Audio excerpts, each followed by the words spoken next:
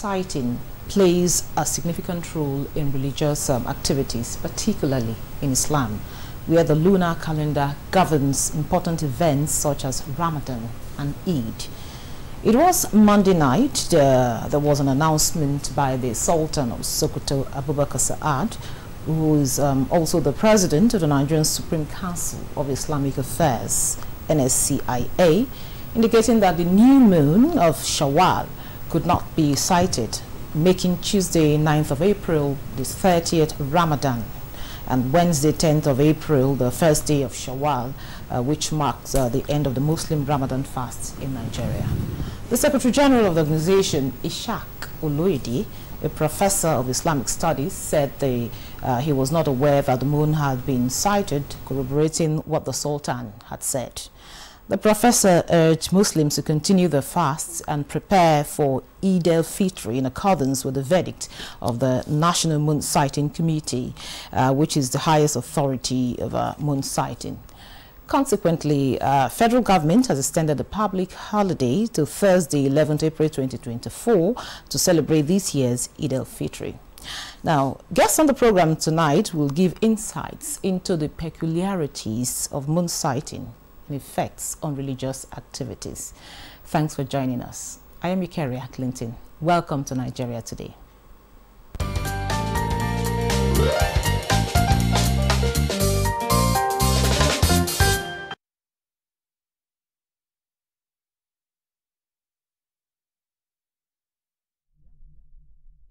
Is Imam Fuad Adeyemi. Is a National Chief Imam Al-Habibia Islamic Society.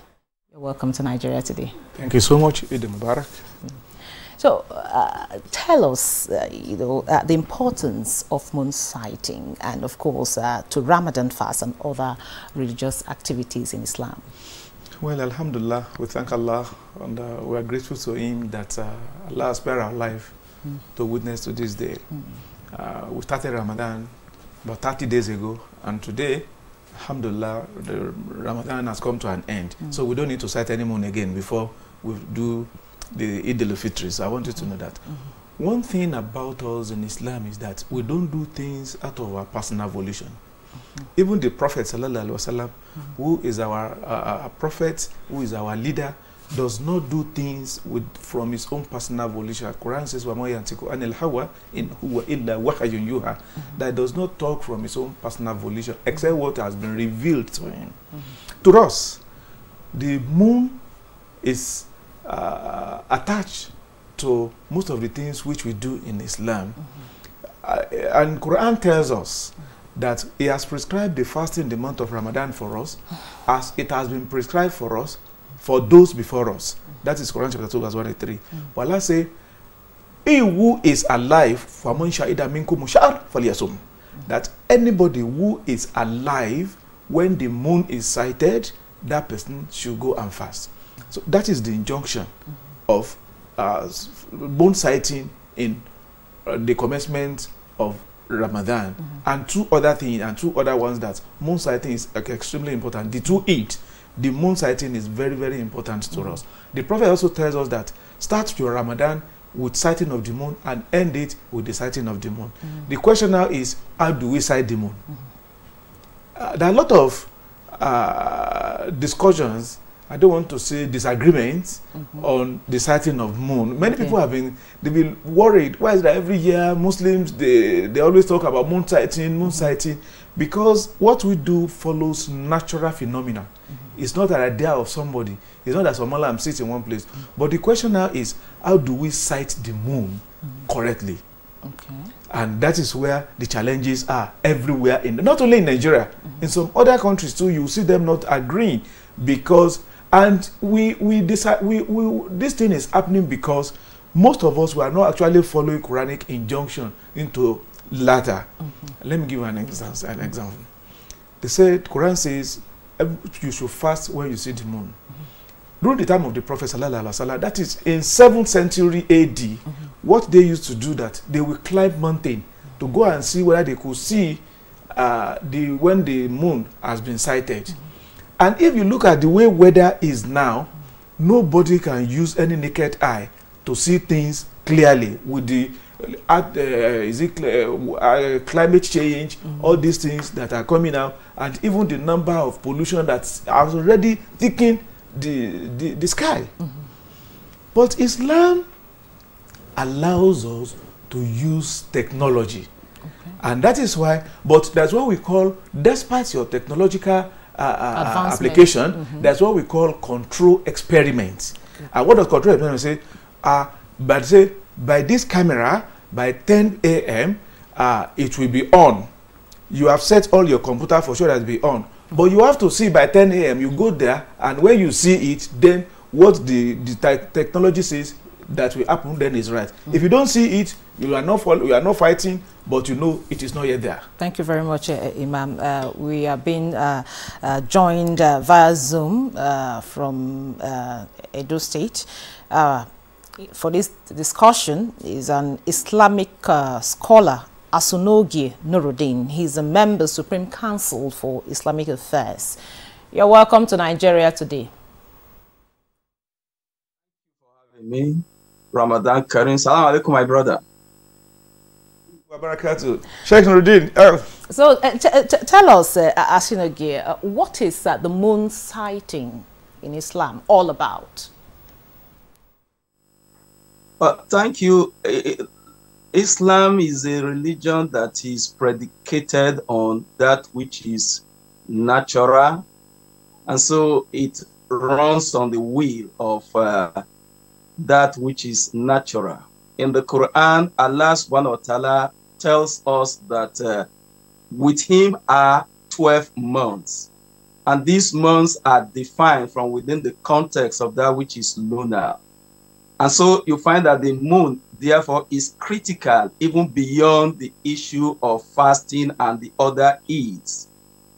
In local society, before we came into contact with Western civilization, people ran their affairs on the basis of the appearance and the disappearance of the moon.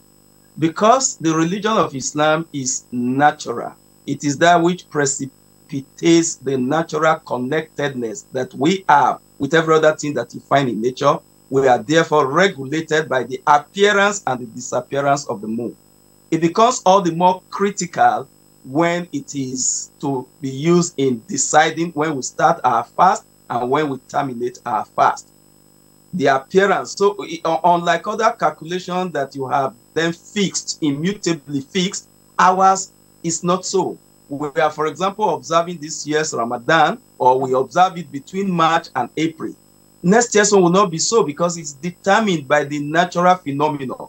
And so that makes it critical for us and makes it beyond what one individual can on its own fix.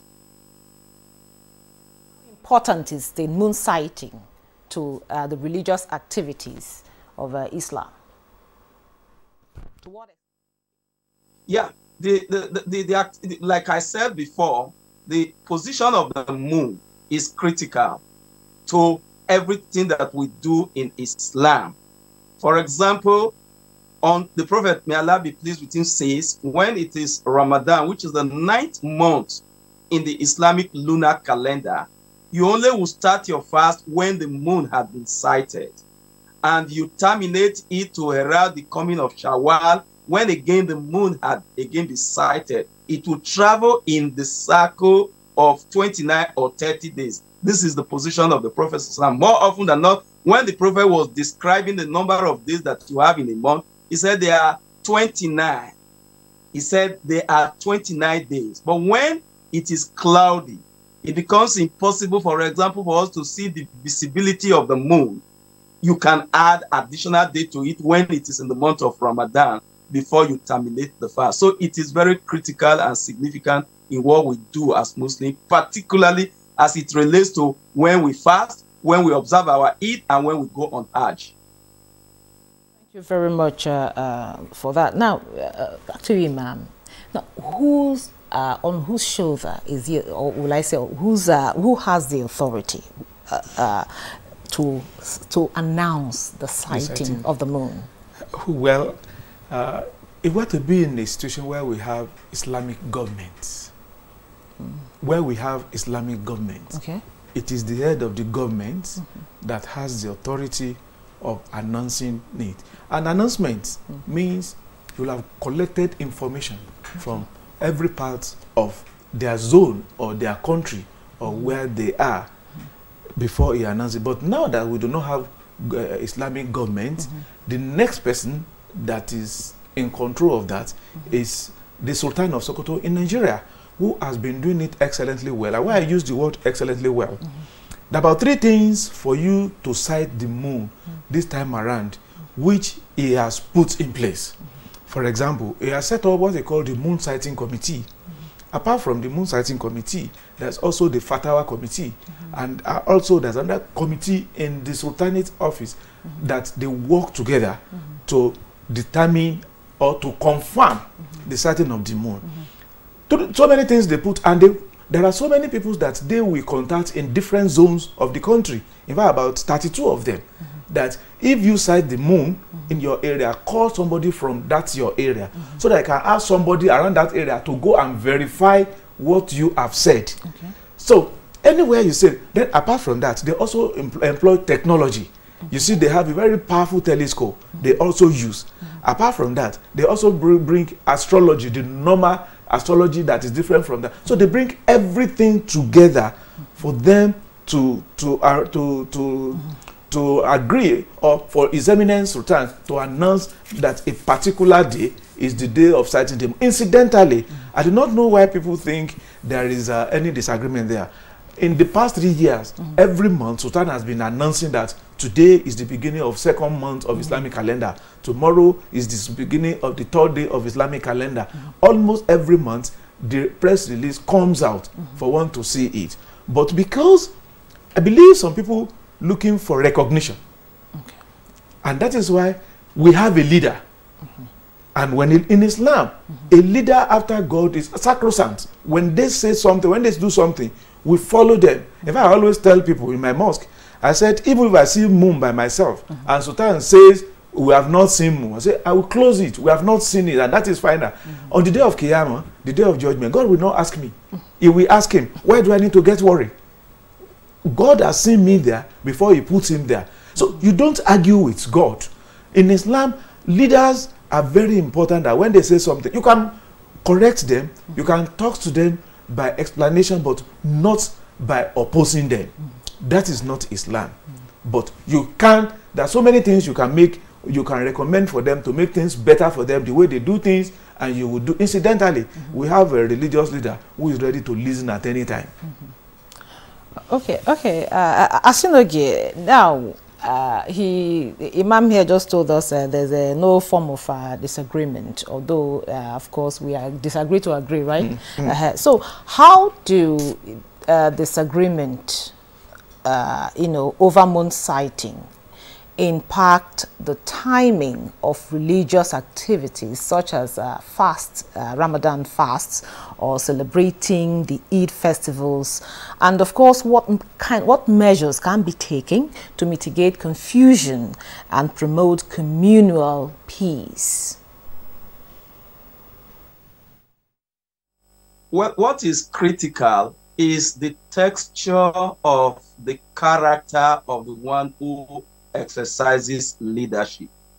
Since the present Sultan came on board, one of the things he had attempted to do, with which we have had great successes, is to rally people around, to give voice to people, to allow people to speak on issues that they are not satisfied with a view to arriving at a common ground.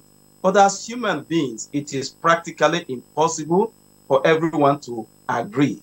The Prophet ﷺ tells us that Islam is enamored with the whole issue of diversity. For as long as that diversity is to deepen understanding and not driven on the basis of hubris or one being imperious, the Sultan has tried the best he can to make people appreciate why ego must be sublimated to our collective whatever good. But you still will have pockets of persons who would disagree. Their disagreement, once is not running on the wheel of knowledge, when it is not driven by knowledge, you know that becomes personal. Like my brother Fuad had said before, some persons want to be significant. And the only way by which they gain significance is how much confusion they are able to precipitate in the system. What we said should happen in such cases is you just ignore. I can assure you that the vast majority of Muslims in Nigeria and those over whom the Sultan exercised superintendence will go to eat tomorrow, because what Islam has done for us is to lift the burden of you as a follower. The leader, if he wants to gamble with his hereafter, good luck to the leader. Once the leader says, yes, it is this, you obey, for as long as what he's talking about does not fundamentally come between you and the worship of your creator. No one of us has physically sighted the moon, and it is not even a requirement that we all will have to physically sight the moon.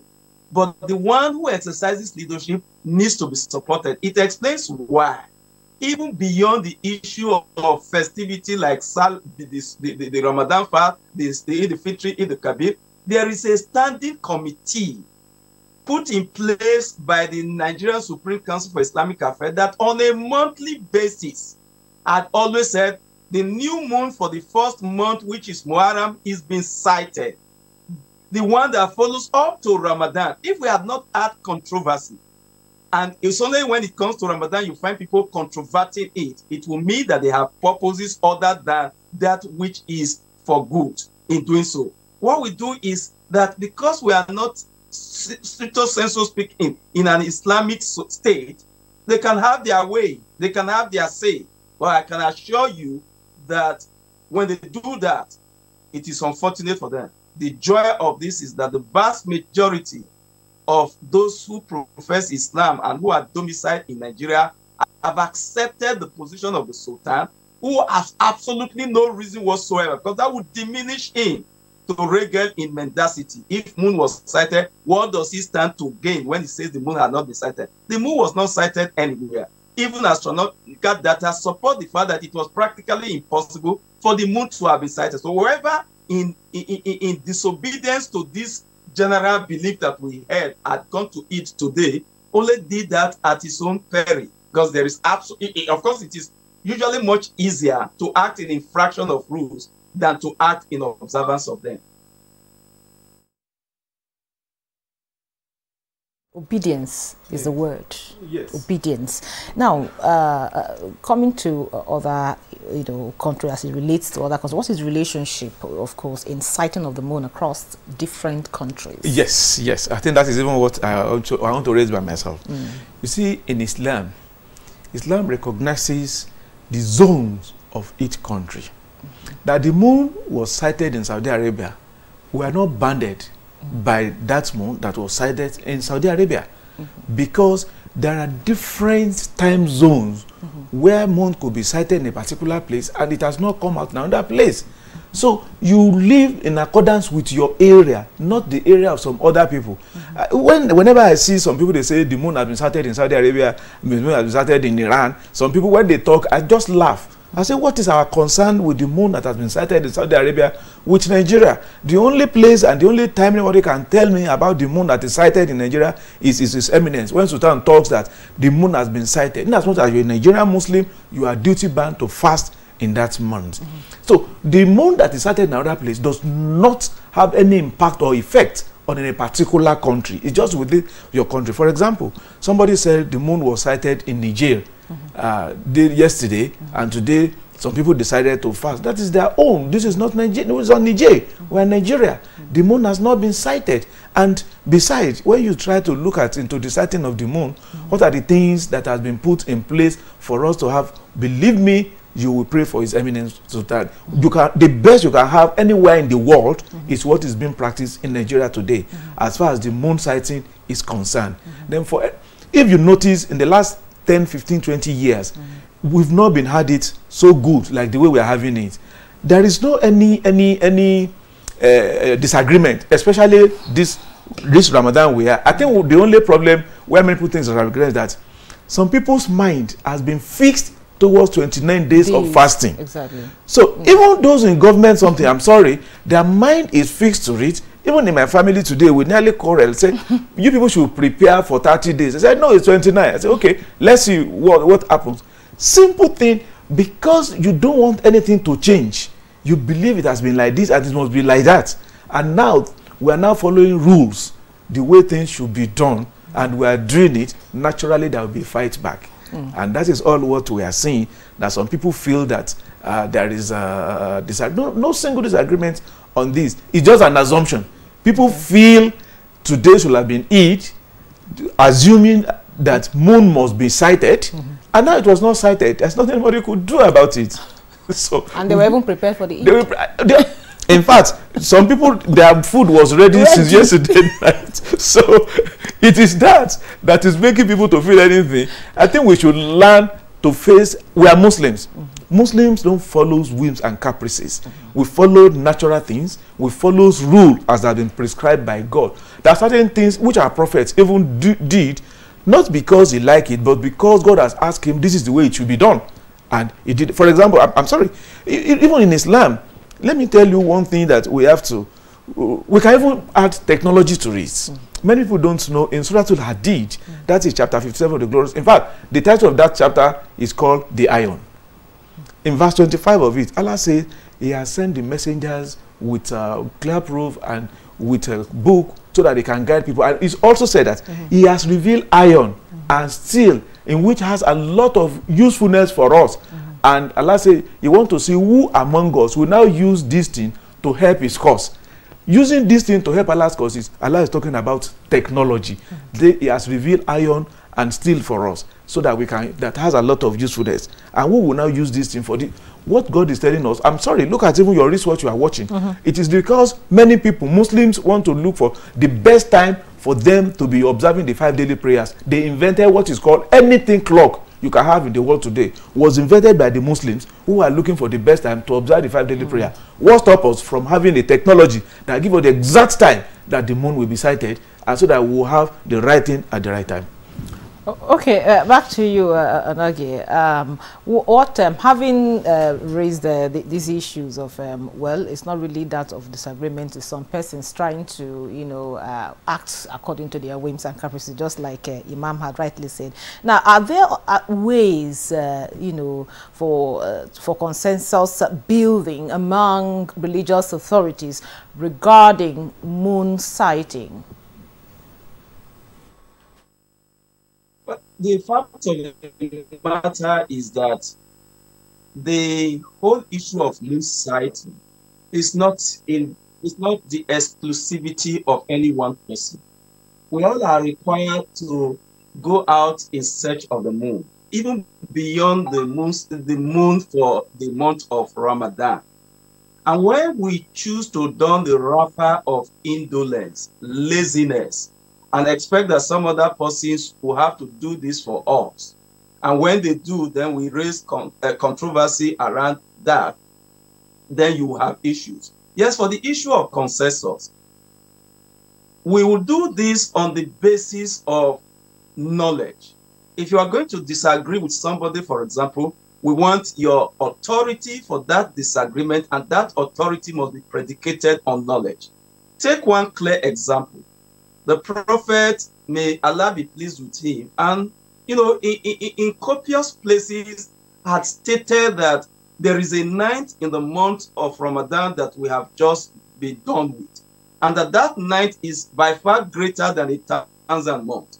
And he said, look for this month in one of the odd days in the last 10 days. There are persons who are already fixated, who have 27th of every month of Ramadan as that day. There are some who will travel a distance, who will travel from one part of the country to another, all because they say we want to experience that night. There is no knowledge backing this. It doesn't matter what you say. These persons, if they survive this year's Ramadan and it happens next year, they will be there. The only thing that can manumit them, of course, is that if they get the inoculation of sufficient knowledge, and so they begin to say, oh, I have acted ignorantly before. Otherwise, thank you very much. What the committee for moon sighting was supposed to do. Okay. Thank you very much. I think that is the much we can take. With that, we'll wrap up this episode of Nigeria Today. But I've been speaking with Imam Fuad Adeyemi. He's the National Chief Imam Al-Habibiyah Islamic Society. Thank you so much for your time. And of course, via Zoom from Edo State, we had an Islamic scholar, Asunogie Nuruddin. He's a member, Supreme Council for Islamic Affairs. Thank you so much for being part of this program. And thank you for being there. Don't forget, Nigeria Today airs every weekday by 7:30 p.m. on NTA News 24. You can also watch this episode and others on www.youtube.com/NTA News 24 Hub. Once again, thank you for watching. I am your carrier, Clinton. Goodbye.